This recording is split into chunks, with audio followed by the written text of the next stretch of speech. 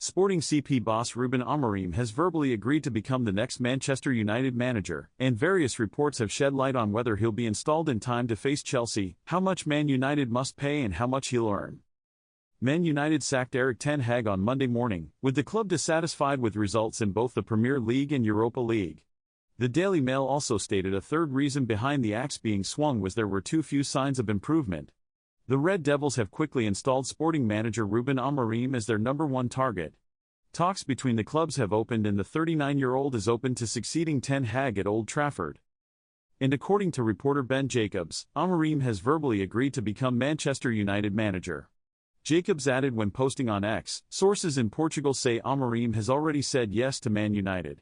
Transfer guru Fabrizio Romano echoed that claim without outright stating an agreement is in place. Also taking to X, Romano wrote, Ruben Amorim has given initial green light to Man United. He's keen on joining the club, accepting the project and the terms discussed. Sky Germany's Florian Plettenberg added his take, stating, understand the most important contract details between Ruben Amorim and Manchester United have already been agreed upon. Only a few details remain. A complete agreement is therefore not an obstacle. Amorim's contract at Sporting contains a three-tiered release clause, with Portuguese clubs required to pay €30 million, most European clubs due to pay €20 million and 7 of the biggest teams required to pay the smallest fee of €10 million. Portuguese outlet A Bola claim Man United fall into the third category, meaning they'll only need to pay €10 million to spring Amorim from his deal in Lisbon. The other 6 clubs in that category are Real Madrid, Barcelona, Bayern Munich, Liverpool, Manchester City, and Juventus. TalkSport claimed Amorim is in line to more than treble his salary if completing the switch. He currently pockets around £2.15 million per year in Lisbon. Elsewhere, The Guardian's Jamie Jackson revealed it is currently unlikely that Amorim will be in place in time for Man United's Premier League clash with Chelsea on Sunday. United face Leicester in the EFL Cup on Wednesday before attention turns to Chelsea. Per Jackson, interim manager Ruud van Nistelrooy is likely to remain in charge for both of those matches. Rio Ferdinand has pointed the finger at Liverpool when explaining why Manchester United sacked Erik ten Hag, though Gary Neville believes Tottenham were the catalyst. Speaking on his YouTube channel in the immediate aftermath of the announcement, Ferdinand believes the 3-0 thumping suffered on home soil at the hands of Liverpool in Game Week 3 all but ended ten Hag's tenure. Why Manchester United moved for Ruben Amorim despite holding talks with Xavi has emerged, while sources have shed light on exactly what type of manager United are hiring in Amorim. Man United CEO, Omar Barreda, led a 4-man delegation to Spain last week to hold talks with former Barcelona boss Xavi. The writing was clearly on the wall for Erik ten Hag, who was subsequently sacked in the wake of United's crushing 2-1 defeat to West Ham. But rather than ramp up their interest in Xavi, Man United have instead installed Ruben Amorim of Sporting CP as their primary target. The 39-year-old is open to making the switch, and various reports claim a verbal agreement has been struck between the manager and club. United are fully prepared to pay the €10 million release clause it'll take to spring Amorim. With Amorim's appointment inching closer, the Daily Mail have revealed why Man United pulled the plug on Xavi. They suggested 2 reasons are in play, with the first being Xavi's unwillingness to accept a new role mid-season. The second issue related to Xavi's family and the inconvenience of moving to England at this moment. The report added there is a family issue that would make it difficult for him to move to England before the end of the campaign. With the Xavi plans shelved, Man United have put their eggs in Amorim's basket, and a second report from the Mail has revealed details on exactly the type of manager they're hiring. Insiders lift lid on Ruben Amorim.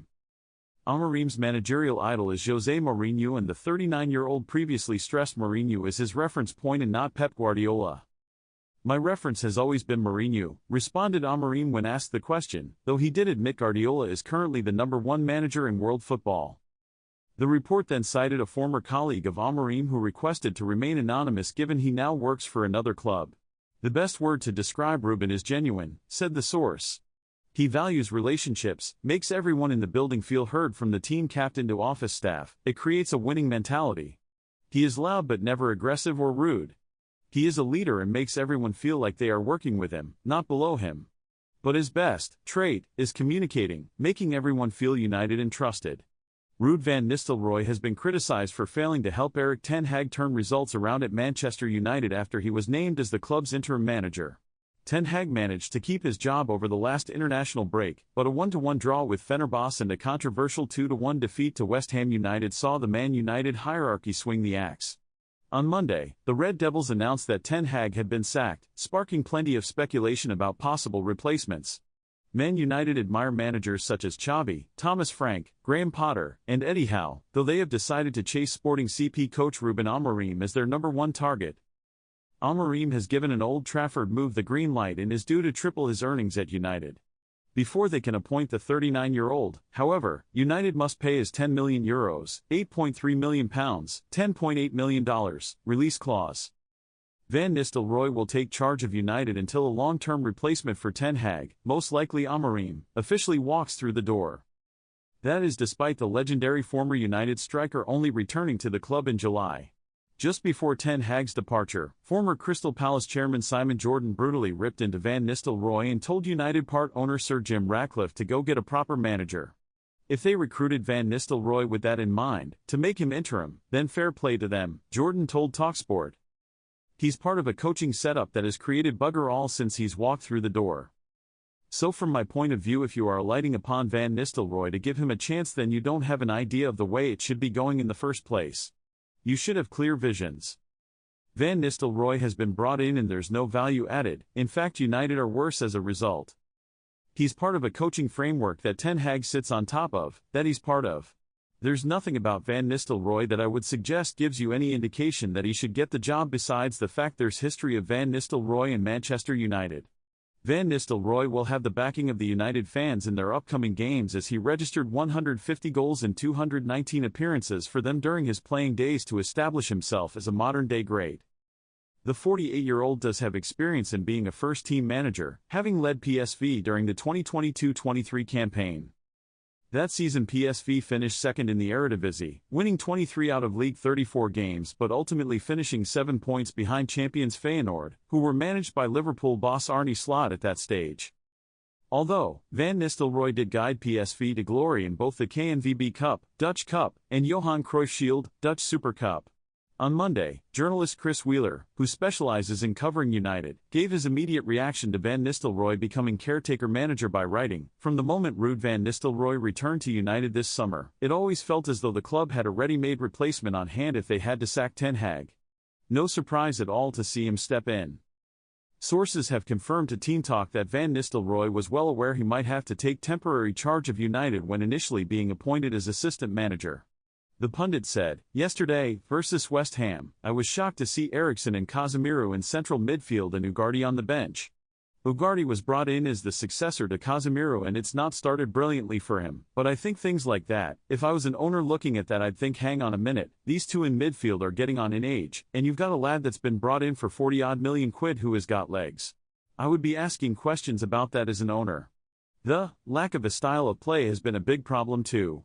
Lack of progression and performance levels, it's a real struggle watching United play.